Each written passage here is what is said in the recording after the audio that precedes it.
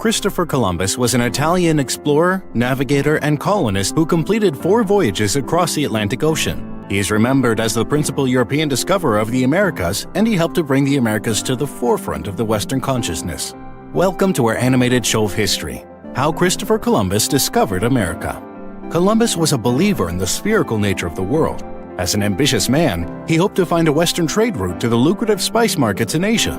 Rather than sailing east, he thought sailing west would lead to countries like Japan and China. Christopher went to sea at the age of 10. At the age of 22, he participated in several trading voyages in the Mediterranean seas.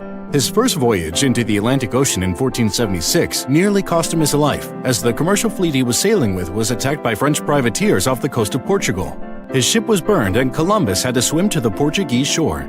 He made his way to Lisbon, Portugal, where he eventually settled and married Felipa Perestreo. The couple had one son, Diego, around 1480. His wife died soon after, and Columbus moved to Spain. He had a second son, Fernando, who was born out of wedlock in 1488 with Beatriz Enriquez de Arana. Columbus' first voyage was in 1492. Columbus departed from Palos de la Frontera with 3 ships. Columbus first sailed to the Canary Islands, which belonged to Castile, then departed from San Sebastián de la Gomera in a 5-week voyage across the Atlantic Ocean. The ships made landfall, not in Asia as Columbus assumed, but on one of the Bahamian islands in October. Columbus explored the northeast coast of Cuba, where he had landed on October 28th. At first he thought it was already the Asian continent, but seeing that there were no major cities or civilizations, but small villages of primitive natives, they decided to continue sailing in search of the continent. 3 months later, Columbus made his last stop of this voyage in the New World, in the Bay of Rincón in northwest Hispaniola. The problem was the almost 100 crew members could not fit into the 2 small caravels to return to Castile. Columbus decided to leave 40 men behind in a makeshift settlement on Hispaniola and return to Spain. Columbus and his remaining crew came home to a hero's welcome when they returned to Spain. He showed off what he had brought back from his voyage to the monarchs. The monarchs quickly put the legal machinery in place to legitimize these discoveries and ordered Columbus to begin the preparations of the second journey, all ready to colonize these territories. On September 24, 1493, he set sail from Cádiz, Spain, for the second voyage with 2 naus and 15 caravels. About 2 months later, Christopher Columbus landed on a rugged shore on an island that he named Dominica. About 2 weeks passed when Columbus returned to Hispaniola. He established a new settlement at La Isabela on the north coast of Hispaniola, where gold had first been found. He spent some time exploring the interior of the island for gold. He left Hispaniola on April 24, 1494, and arrived at the island of Juana, Cuba, and Discovery Bay, Jamaica, weeks later. He explored the island, which he believed to be a peninsula of China. After staying for a time on the western end of present-day Haiti, he finally returned to Spain. On May 30, 1498, Columbus left the port of Sanlúcar, Spain, with a fleet of 6 ships.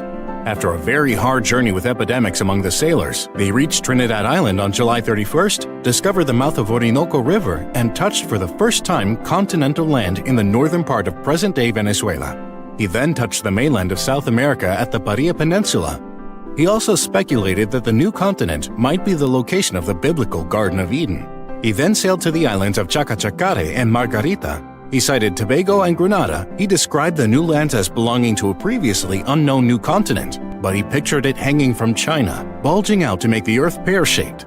In poor health, Columbus returned to Hispaniola on the 19th of August, only to find that many of the Spanish settlers of the new colony were in rebellion against his rule, claiming that Columbus had misled them about the supposedly bountiful riches of the New World. Columbus was eventually forced to make peace with the rebellious colonists on humiliating terms.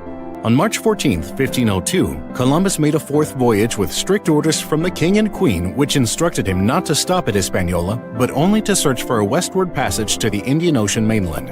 A month later, they landed at Car Bay on the island of Martinique, where a storm wrecked one of his ships, stranding the captain and his sailors on the island of Cuba. During this time, local islanders, tired of the Spaniards' poor treatment and obsession with gold, refused to give them food. In a spark of inspiration, Columbus consulted an almanac and devised a plan to punish the islanders by taking away the moon. On February 29, 1504, a lunar eclipse alarmed the natives enough to re-establish trade with the Spaniards. A rescue party finally arrived, sent by the royal governor of Hispaniola in July, and Columbus and his men were taken back to Spain in November of 1504. Christopher Columbus died in 1506 in Valladolid, Spain, without overcoming the obstacle of the American continent and fulfilling his dream of reaching the Indies.